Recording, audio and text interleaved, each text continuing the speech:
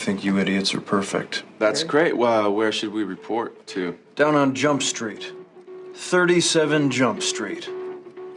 No, that doesn't sound right. This is 21 Jump Street. It's a hilariously, completely off-the-wall success story, and no one expected the film to work, let alone become a fan favorite and launch a potential franchise. And yet it did. Next year, we'll probably just be right back across the street, just next door. Let's not get ahead of ourselves. We're not ahead of ourselves. We're right next. But here's where Hollywood came up with an idea so crazy, it could have changed everything. Channing Tatum and Jonah Hill almost starred as their 21 Jump Street characters in a Men in Black film. We don't want to do the same thing. We want to burst through our ceiling. You're going to find another ceiling, and you got to bust through that one. And you just got to keep hammering ceilings. Okay. There's something to be said for the underdog, and that's what 21 Jump Street was when it first rolled into theaters in March of 2012, and pulled in over $200 million at the box office. Nobody gave a shit about the Jump Street reboot when you first came on, but you got lucky. So now this department has invested a lot of money to make sure Jump Street keeps going. Despite launching a highly successful sequel that pulled in $330 million, none of these accomplishments are the capstone on this creative endeavor. The greatest accomplishment Schmidt and Jenko mastered might be the fact that it almost broke completely new ground in Hollywood. In the proposed threequel, our twin protagonists would have been the first characters from one franchise to take over another. And what does that mean? Well, in 2016, Channing Tatum and Jonah Hill's characters almost starred in the highly beloved Men in Black series. Traffic school, military school, scuba class, dance academy. Yes! Finally, something I'm amazing at. Remember, at this point in time, Men in Black was somewhat rudderless. The first film, released in 1997, was a cultural phenomenon, the second film did okay, and the third film was welcomed warmly at the box office, but wasn't received with open arms by the public. With Will Smith essentially saying he was done with the franchise, Sony had a property that the general viewing public was aware of, but no main star or character to continue the franchise with. Enter the strangest and also weirdly appropriate pairing of characters and franchise maybe ever. What if we actually went into the Secret Service and tried to protect the White House? I think I don't think that would work. I'm gonna ask you to stop talking. I thought it was a pretty good idea.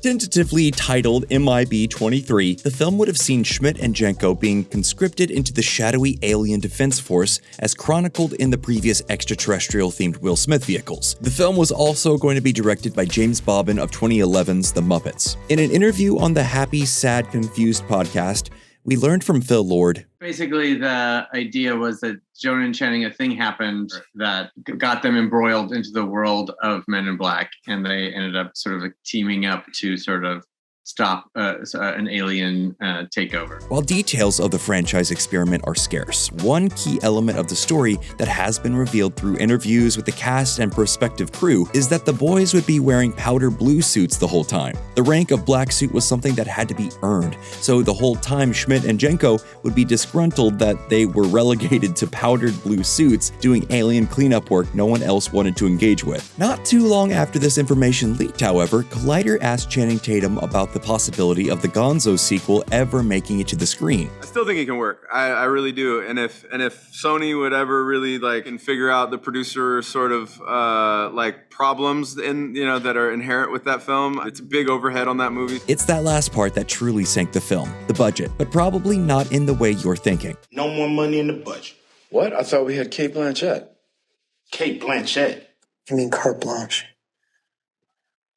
That one. The creative risk of merging two franchises, surprisingly, wasn't the big hurdle for the studio, nor the idea of bringing back these beloved characters and putting them into a scenario that was distinctly foreign to the last time the audience saw them. It's not even the fact that Channing Tatum is a highly paid actor or that the film would require a large budget for visual effects. It was the money going to the producers. Because you see, this proposed film would have had to be signed off on both Steven Spielberg and Neil Moritz, two long-running power players who have accrued a hefty purse for their creative services. And according to Tatum, no one was willing to take less money to get the project off the ground. Once everybody's kind of not willing to come off their feet, you end up having a producer fee that's essentially maybe more than the actual budget of the movies. Building a movie with an unprecedented high concept and these massive paychecks obviously was too much for Sony to commit to, so they took a step back and decided to retool the project as a continuity-free soft reboot titled Men in Black International. You coming? The world's not going to save itself. Are you saying that you need me to save the world?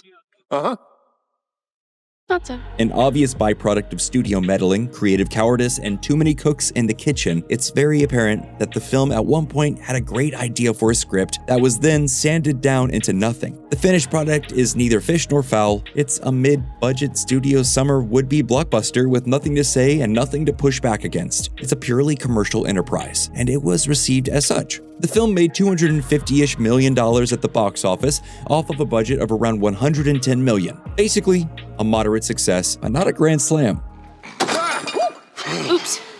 Sorry. Hi, Bill. Hi, just catching up on my daily meditation. Of course, there's still no 23 Jump Street, so it kinda makes you wonder, was the secret sauce of making both these franchises truly work combining them? It would be the first time a film series has taken components of another and truly incorporated them. Sure, you have Freddy vs. Jason, Alien vs. Predator, even what the MCU has done, but there's something unique about this MIB-23 approach that just instantly sets itself apart from everything else. The fish out of water structure of the Jump Street films surprisingly ports over well to almost any elevated or exaggerated universe. The characters are lovable idiots, and their boneheadedness could easily be used to mine comedy out of interacting with the alien species at the center of the story. It's sticking in my mouth!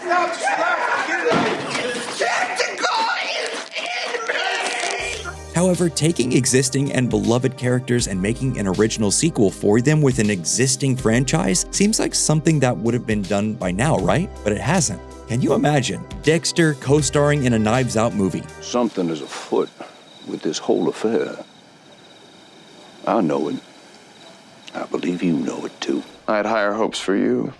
For us. Or RoboCop popping up in the Back to the Future sequel. It's gotta be the wrong year. You are under arrest. Your move, creep. Look, the risk for it to be bad is pretty high, but you'd think that someone would have tried it, even as just a marketing stunt. The practice of having characters show up in different TV shows is actually fairly common. Even Steve Urkel was on Full House, believe it or not. How annoying could one kid be? The process of sharing beloved characters was a semi-constant on the small screen at one point, but this practice never fully transitioned onto the big screen. Today, the film appears to be pretty much dead. Tatum is off in Marvel Land trying Gambit. The name's Remy Labo. Du Diable Blanc. But you can call me the Gambit. It's been a while since I've seen Sling Blade. Hit me again. And Jonah Hill is writing and directing his own projects. I will say it came very close to happening. Wow. Very, very close. So are any of them still being developed? It's not being developed. The film is pretty much shelved indefinitely, but that doesn't stop Tatum from discussing it any chance he gets, which honestly is very sweet. But it's by far and away the best third sequel to any franchise that I've ever read in my entire life. It's cool that he obviously really believes in this harebrained idea. And look, he was campaigning to be Gambit for the better part of 15 years. They call me the Gambit. Do they? Are you sure you didn't just really want them to, but it never quite worked out? Maybe we'll all be enjoying MIB-23 in another half decade or so. Anything is possible. You know how long I've been waiting for this? Woo, I'm about to make a name for myself here. And well, that's all we have for this episode. But what do you think? Should Sony greenlight this bizarre sequel? Let us know in the comments below, and as always, like and subscribe for more Nerdstalgic videos just like this.